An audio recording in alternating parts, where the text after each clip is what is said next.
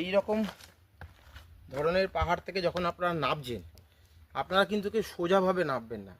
সোজাভাবে নামাটা মনে হয় সোজা, কিন্তু সোজাভাবে নামলে রিস্ক কোথায় হয়, আমরা যখনই পা এরাম ফেলছি দেখুন এখানে একটা না চাপ পড়ে, ফলে একটা ব্যালেন্স পাবে।